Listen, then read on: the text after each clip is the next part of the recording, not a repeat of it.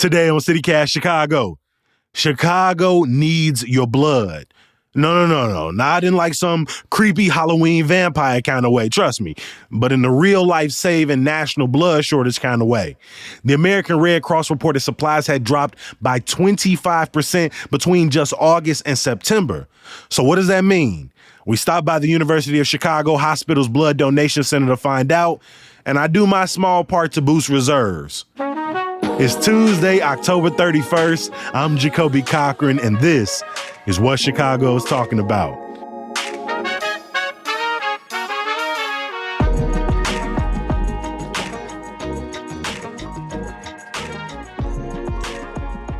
I mean, I'm sitting in like the chair you imagine at the dentist's office, the big blue chair.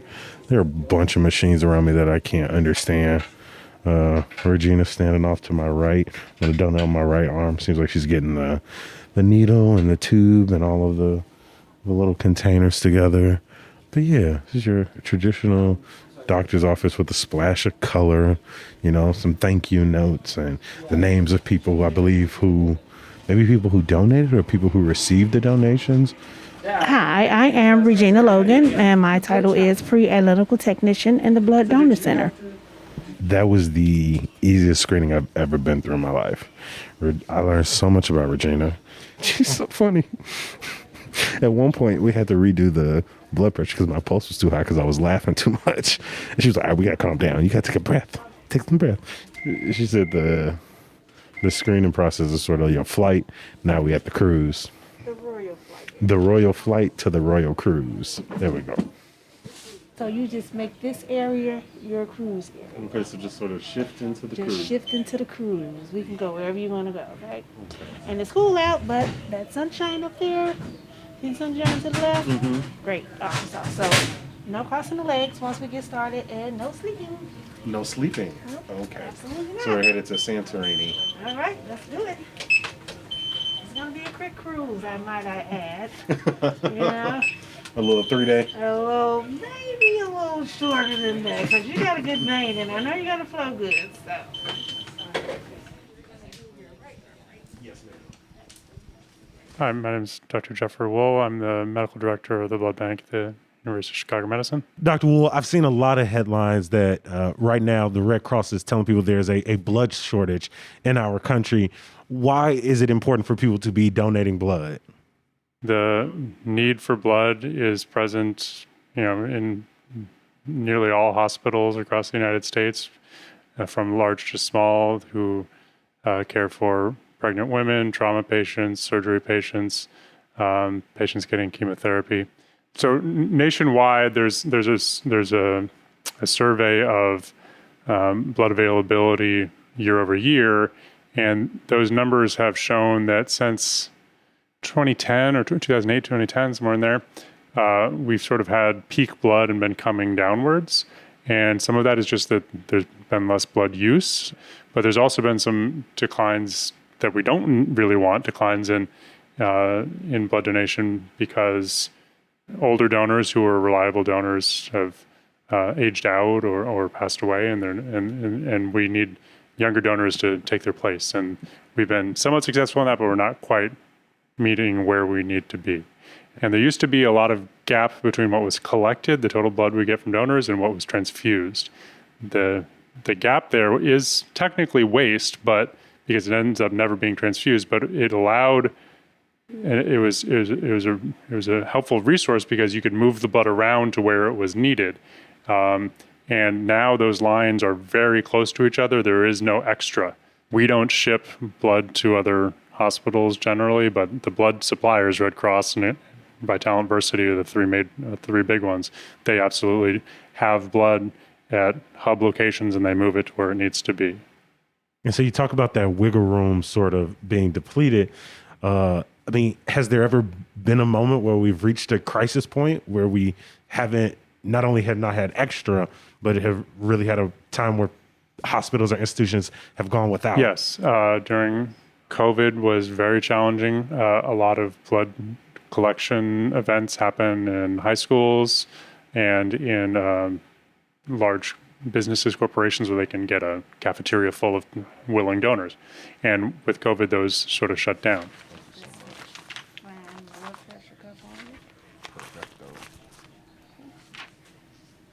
You've mentioned young people, group of patients. Is there any group in particular that is being strongly encouraged to donate blood more? We need all donors. While Group O people might hear that they're helpful for red cells, we need platelets from everybody. I mean, we need all the different blood products. So we encourage everyone to donate. We really want to get young people in the door and make it an enjoyable experience, that they feel that they're benefiting man and womankind, which they are. Are there any requirements for donating blood, whether it's age or health restrictions, things like that? So there are a lot of requirements about donating blood. You're never too old to donate blood, so long as you meet the other health requirements. We're happy to have your blood products. In Illinois, the younger age varies by state. In Illinois, it's 17 on your own. And then there's rules about that are trying to both keep the donor healthy, because the donor walked in to us as a healthy person. We want to keep them in that way. So we have rules about not taking too much blood, not taking it too frequently, so that we don't make them anemic. Everybody's so nice here. They got popcorn, they got barbecue chips. Feel free to take whatever you want. Oh, that's a way bigger bag of pretzels you get on the plane. I know, right? And And you got Halloween tattoos. we got peanuts too. How much blood do you take? 1 pint of blood. 1 pint. Yeah. Oh my God. Beyond knowing that you're doing something for your community to help other people, how do you make the actual process comfortable for people when they're in the building, whether they, have a fear of needles or not? Fear of needles is something that can be a struggle for some people. So we do have to use a needle to remove it, but we have highly trained, friendly staff, and they're going to nearly all the time get that blood collected in the most pain-free, and sometimes you don't even know they've put the needle in. So just talking to the donor staff, they're really enthusiastic people. They're happy that you're there. They want to talk to you. They want to hear about what's going on with you. And we have TVs and internet access, all sorts of stuff to make it as enjoyable and a way to pass a few minutes with us as possible. How much can you take in So we only take the 1 pint. 1 pint of blood. how much can a human Don't wanna lose and be lose ya. okay? I think a human has what? 6? 6 pints of blood in the body? You take 1/6 of the pints out? So, but How fast does once it come you back? leave and you eat really good this afternoon to help replenish that good stuff, so by the end of the day you'll be great. You'll be fine. You never even know you lost it. 1/6 of all my blood? Oh my God. You all are vampires. And we are. So this. I didn't see that. Don't look.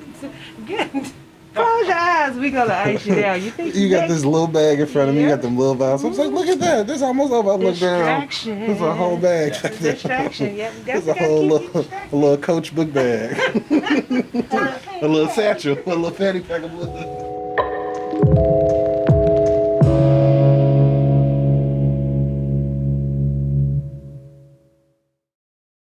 And then we have rules about making sure that their blood is healthy and safe to give to others.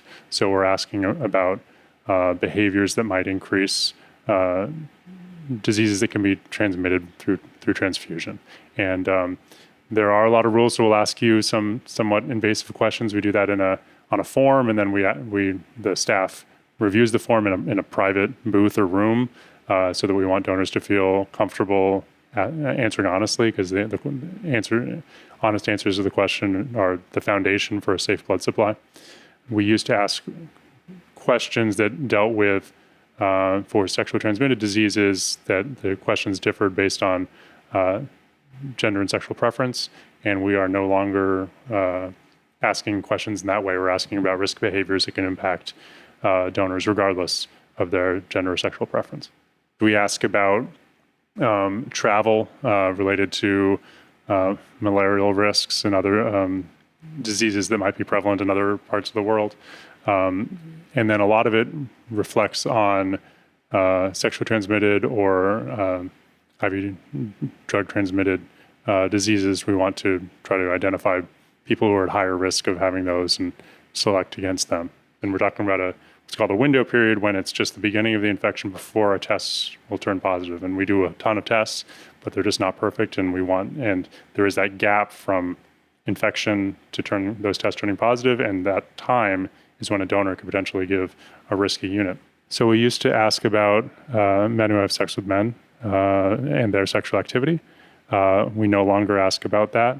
We ask about promiscuity and different insertive sexual behaviors that are higher risk for transmitting HIV. So specifically, we ask about multiple partners, or we ask about anal sex. It's still not perfect. It's still not exactly the same depending on your sexual behavior, but it is much closer to being as equitable as we can. And how long does the process take? Whole blood donation is faster, and it'll take about 30 minutes total. We do ask you to sort of stick around, get hydrated, have some snacks, make sure you're feeling well before you walk out. Platelets take longer, 2 to 3 hours. We understand that that's a significant time for the donor, and that's why we make sure that they have internet access or TV to watch, or they can take a nap, whatever makes it easier for them. And a lot of the platelet donors become repeat donors, come in multiple times a year, and it's just incredibly helpful to the platelet supply, which is always a little tight, as I said. How you Nice. feeling? Great? Like I just gave 1/6 of all of my blood. No, I feel great. You completely distracted me. I forgot it was happening. Yeah, you were halfway done already. Told you this cruise is going to be the quickest. Did it hurt at all, Jacoby? No, my arm was like a little weak for a little bit. Like it just felt a little heavier, but no, she a pro with the needle, in and out. How often can you give blood? So whole blood you can give every 8 weeks, and platelets you can donate every 1 week. The blood I'm donating today is going to stay here at the University of Chicago, but does it matter whether you donate at a hospital or a Red Cross or like a local blood drive? So all of the donating blood anywhere in the United States is going to help the United States blood supply. We have a hospital-based blood donation center or donor room, which used to be a little bit more common in the United States. Those have shut down over time related to cost, and it's a high regulatory burden to maintain a blood collection activity. So yeah, based on where you donate it, it might end up in different places, but it's absolutely all going to help everyone, because if one place has a shortage, that's going to pull blood and sort of make a shortage everywhere. Are there different times of the year when you need blood most? Obviously, like you said, you want any and everybody, if they meet the requirements, to be donating. But is there a time of the year when it's a particular challenge? Summers are generally the hardest because the high schools are out. Got it.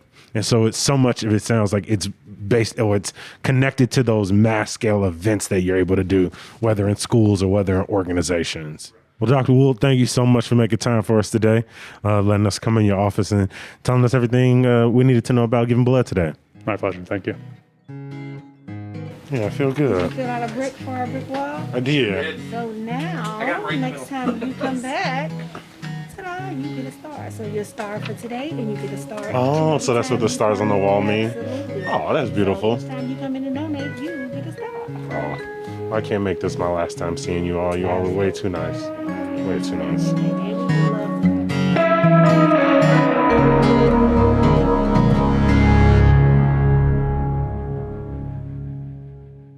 Before I let you go, our friends at WTTW just wrapped their candy bracket, and the classic Frango Mints won out. Now, to say I'm shocked would be an understatement. I, like probably most of y'all, thought Snickers had it in the bag. We running our own little Chicago candy poll in our newsletter, Hey Chicago. Check the show notes for a link, and make sure you head to chicago.citycast.fm to subscribe.